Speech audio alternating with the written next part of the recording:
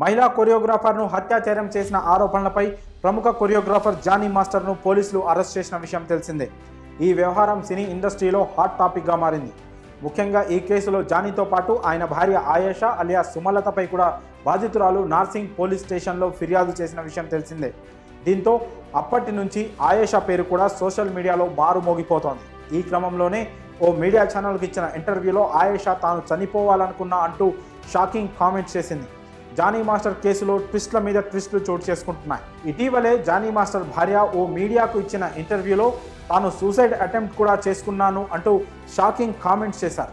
ఇక ఆ ఇంటర్వ్యూలో జానీ మాస్టర్ భార్య మాట్లాడుతూ, నేను ఈ కేసులో జానీ భార్యగా పోరాడటం లేదు, ఓ మహిళగా పోరాడి ఓ అబ్బాయిని కాపాడాలనే ప్రయత్నం చేస్తున్నాను.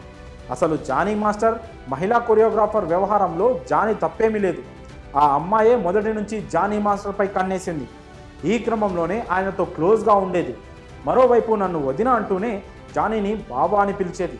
ముఖ్యంగా జానీ మాస్టర్ విషయంలో జరిగిందంతా ఓ హనీ ట్రాప్. ఈ మొత్తం వ్యవహారంలో ఆ అమ్మాయి తల్లికి కూడా భాగం ఉంది. కావాలనే వీరంతా మాస్టర్ దగ్గర డబ్బులను, లగ్జరీ లైఫ్ను అనుభవించాలని ఆయనను ట్రాప్ చేశారు. ఒకానొక సమయంలో ఆ అమ్మాయి నాతో డబుల్ గేమ్స్ ఆడుతూ నన్ను చాలా డిస్టర్బ్ చేసింది. దీంతో నేను తట్టుకోలేక సూసైడ్ అటెంప్ట్ కూడా చేశాను. ముఖ్యంగా నా పిల్లల్ని కూడా దూరం చేయాలని చూసింది. నేను చాలా నరకం చూశాను. ఓ పెళ్ళైన మగాడిని కోరుకొని ఆయనను నువ్వు లేకపోతే చచ్చిపోతానంటూ బ్లాక్మెయిల్ చేసింది. దీంతో చాలా వరకు మాస్టర్ ఆమె మాటలకు లొంగిపోయారు. అయితే అదే ఈరోజు ఆయనకు శాపంగా మారింది. ఇంతటి దుర్మార్గమైన ఆలోచనకు దారితీసి ఆయనను ఇరికించేలా చేశారంటూ ఆయేషా వాపోయారు. ఇక జానీ మాస్టర్ విషయానికి వస్తే ఆయనకు ఈ కేసులో కోర్టు 14 రోజుల పాటు రిమాండ్ విధించింది. కాగా ప్రస్తుతం ఆయన చంచల్గూడ జైల్లో ఉన్నారు. అలాగే నేడు ఉప్పరపల్లి కోర్టులో జానీ మాస్టర్ని కస్టడీకి కోరుతూ నార్సింగ్ పోలీసులు పిటిషన్ వేయనున్నారు.